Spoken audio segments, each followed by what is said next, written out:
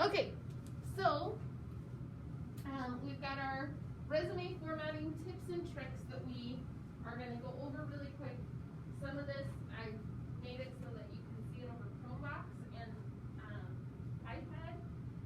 Other parts of it, we don't have that luxury so much, like if you're doing it on the real word version.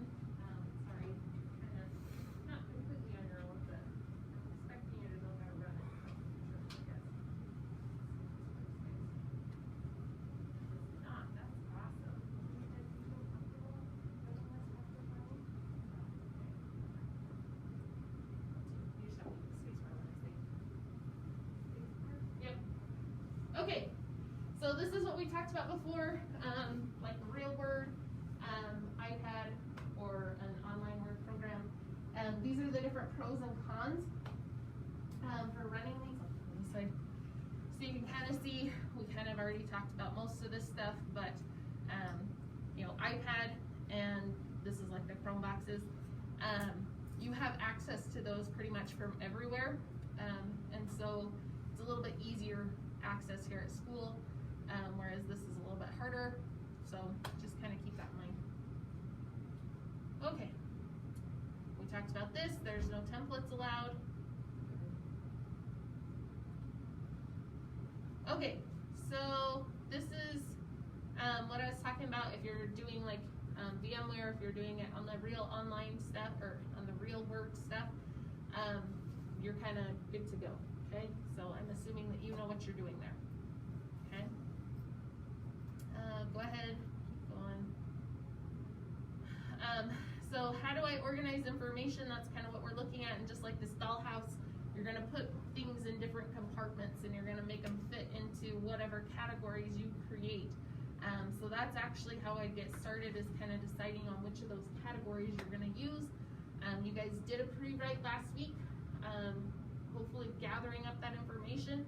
And now you've got to just decide what's the best way to put it together.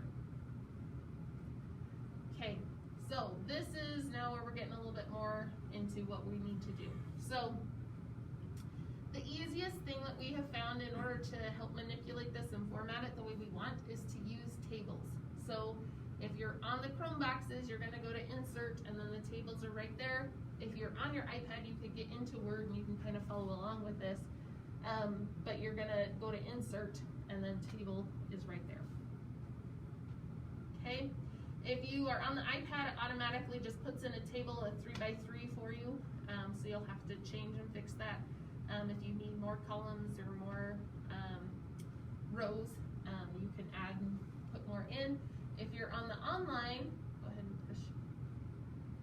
Then it asks you, like, what do you want your table to look like? So then you can say, I want it to be a 3x3 or a 4x3. This is how many columns you have and how many rows you have. Okay. So you can see, and then it will insert that.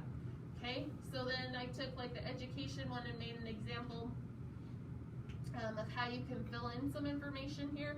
This isn't the end all, and you can put a full address in here. This is just as an example. So put your education at the top.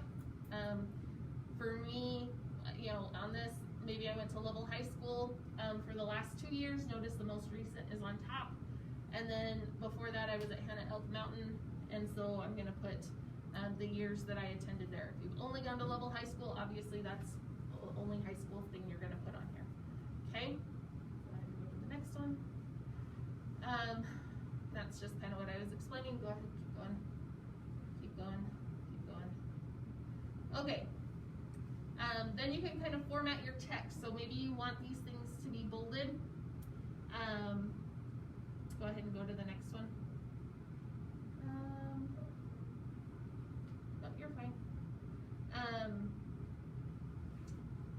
This is supposed to be like a little video. That's so not cool. Can you like tap on that box and does it do something? There we go.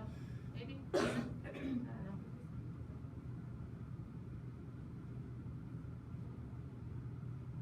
know. Okay, go ahead and back up just a little bit. Okay, go one more forward. Okay, so this is kind of getting rid of your lines. So you'll want to go to this table tab here, and then we're going to go to style options. Go ahead and hit next. And so this might have different things check marked, like it might have the header row, probably has the table row and banded rows. What these mean, the header row means that you have like a separate header up here. You want that row to be different. Total row means you'll have one down at the bottom to total the amounts, because they're kind of assuming that you're using this for numbers. And banded rows means you have different colored, like this will be one type of style, this will be a different style, this will be like this one, and the next one would be like this one, so it's banded. My suggestion to you is to take off all of those options to begin with, and then you can add them in and play around with them as you get more familiar with this. Go ahead and go to the next one. Once you have all the style options checked off, then you can come in here to table styles, and then you could click on like a blank one up here at the top. So this is like your header and your bottom row would be different. This is going to put in a grid, so we want nothing, we don't want lines. So we're going to tap on that one, go ahead and hit next, and then it's going to take out the table lines, but keep the same format that we had. So tables are going to be your friend in this. This is what you're going to want to put your information in. My suggestion is to have a different table for every single category that you create. So this one might be for education, the next one might be for job experience, the next one might be for volunteer work. And that makes it manageable, so that if you need to go in and change something, it's not all in one big table, but you can go in and change just the small tables as needed. Go ahead and hit next, we'll see what's keep going.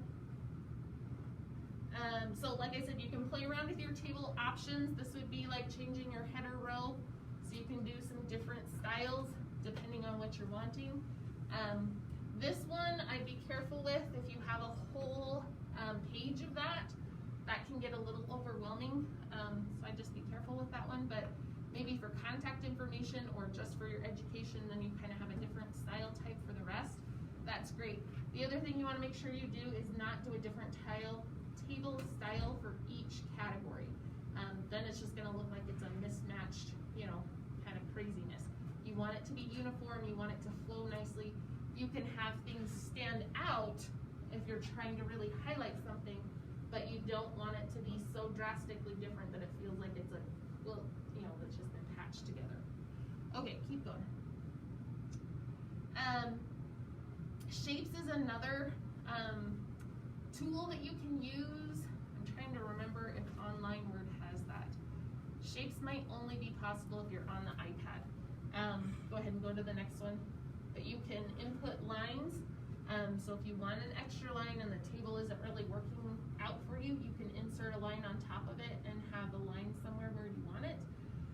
It's just really hard to make sure that those match up in your margins, so just be really careful with that. But you can also use a square or a rectangle as needed as well. Go ahead and hit next. And I think this is supposed to be a little video too. It's probably not going to work. Anyway, if you hit this, and you can stretch it out and all that kind of stuff.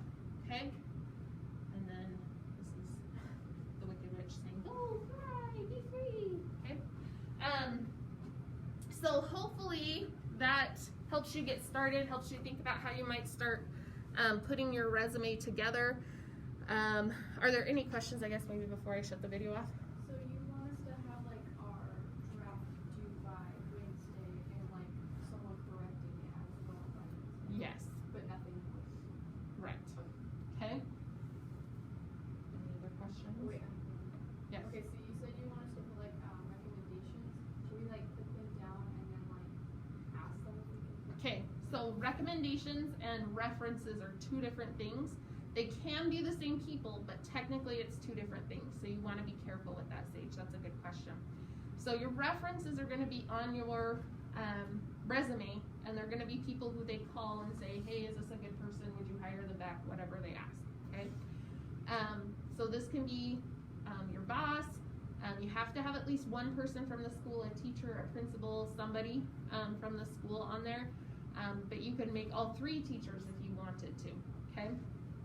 But when you go, you should be asking these people if they will be your reference. Please don't put people on your references and then never tell them that you did that, because then they don't know to expect an email, a phone call, or whatever, okay?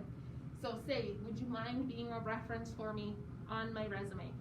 And if they say yes, then you put their contact information. You can ask them, like most teachers just want you to put the school information on there, but some of them might give you their personal number, their personal address for you as well. So just ask what they prefer on there. Your boss, it should be their, like the place at work, they might have a cell phone that they give you, that number so that you can call them there, that's fine too, okay? So make sure you're asking. Letters of recommendation can come from the same people, but that's a separate request. So make sure you say, could you be a reference and write me a letter of recommendation, or keep those separate if you want, okay? So just keep that in mind. And your references might change depending on what you use the scholarship for. So especially for those of you who might be going for an athletic scholarship, you might have one resume that's geared more towards your academic or career stuff, and then you'll have a separate sports one with recommendations from your athletic coaches, and you're focusing on your athletics and your statistics and that kind of thing, okay? Same thing with people who want to go into like art or music or ag or any of those kinds of things. You might need to be making a couple of different copies.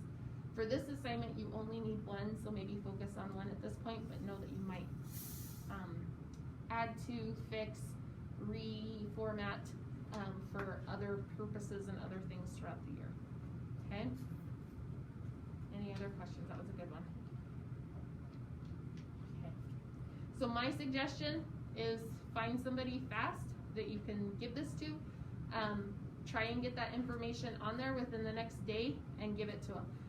If you guys look at that draft stuff, it's pretty bare minimum. It's your header with your name on it. It's your education section, one other section that you've at least got started, and then your references. So it's really not a whole lot. It shouldn't take you too long to get that draft piece done and to those people pretty quickly. Okay? And remember, you can always play with the formatting and stuff after you've handed it to them too. It doesn't have to be perfect for this draft. Okay? Alright. I'm gonna shut this video off.